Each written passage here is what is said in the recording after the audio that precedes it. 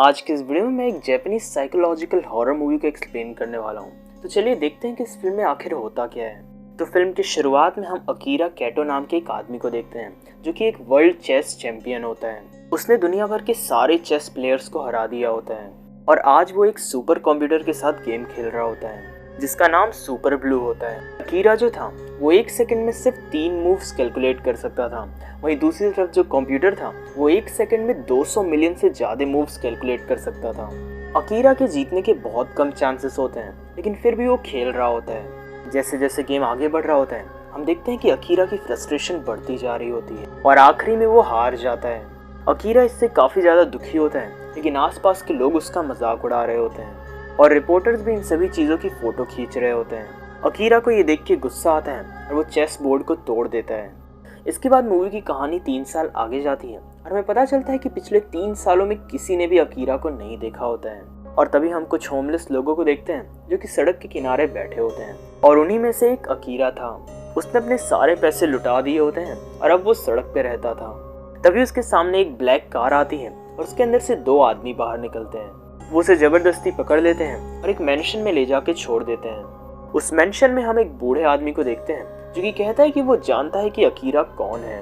वो बूढ़ा आदमी अकीरा के सामने आता है और वो उससे कहता है कि उसे उसके साथ चेस खेलना है। लेकिन अकीरा जैसे ही चेस बोर्ड को देखता है उसे उल्टी आने लगती है, जो कि दिखाता है कि उस हार का कितना बुरा असर पड़ा है उस पर। वो बूढ़ा आदमी अकीरा से कहता है कि उसने हाल ही में एक बिजनेस में बहुत ज़्यादा रुपया खोया है, लेकिन अकीरा कहता है कि ये उसकी कोई प्रॉब्लम नहीं है और इसी कारण से वो चेस नहीं खेलेगा।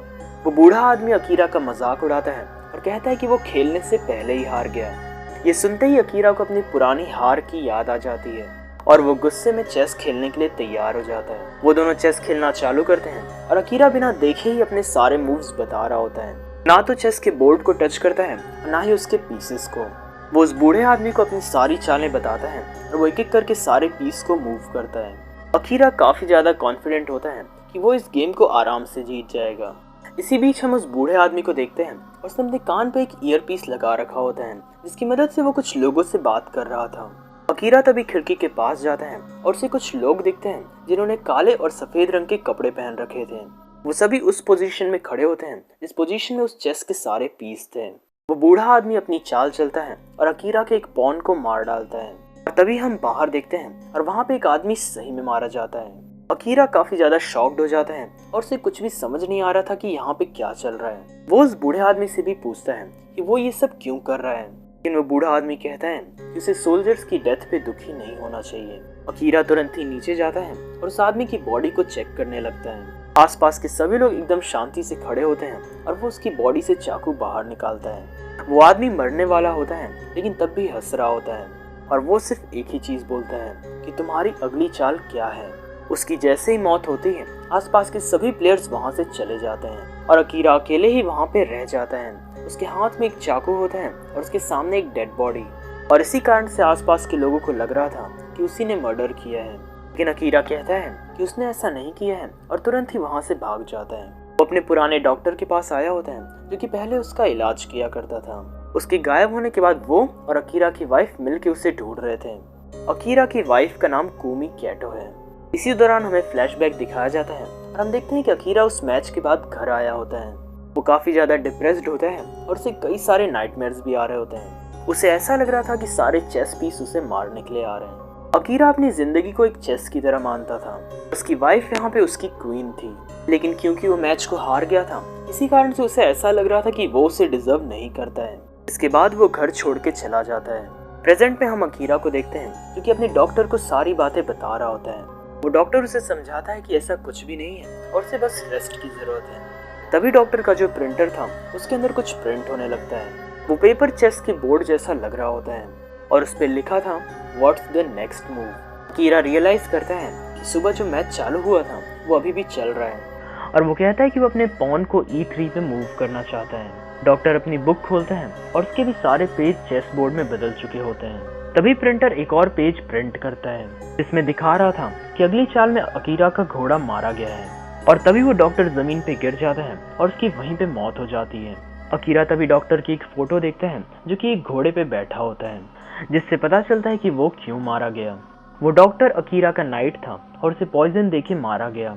जब ये सब कुछ चल रहा था तभी एक नर्स सारी चीजें देख रही होती है, लेकिन वो कोई भी हेल्प नहीं करती है। उस डॉक्टर के मरने के बाद वो अंदर आती है और सिर्फ एक ही चीज कहती है, what's your next move. Akira ये देख के काफी डर जाता है और वहां से भागने लगता है। अभी उसके सामने एक बच्चा आता है जिसने चेस बोर्ड की ड्राइंग पकड़ रखी थी और उसके अंदर सारे पीस की अभी की पोजीशन होती है। वो बच्चा भी एक ही सवाल पूछता है, what's your next move. Akira वहां से भाग जाता है और उसके हेलुसिनेशंस फिर से चालू हो जाते हैं। वो वहां से बाहर निकलता है और पार्किंग लॉट में पहुंचता है जहाँ पे सारी कार्स चेस बोर्ड की पोजीशन में होती हैं। लेकिन अकीरा को ये पता नहीं होता है और वो एक कार में बैठ जाता है, लेकिन वो कार बिशप को सिंबलाइज करती थी और वो सिर्फ डायगोनली मूव करती है। अकीरा वहां से निकलता है और एक दूसरी कार में जाता है जो कि रुक को सिंबलाइज करती थी, लेकिन वो कार चालू ही नहीं हो रही होती है क्योंकि अभी उसका टर्न नहीं था। और तभी सामने से दूसरी कार आती है और वो उसे ठोक देती है, जिससे पता चलता है कि अकीरा का रुक मारा गया।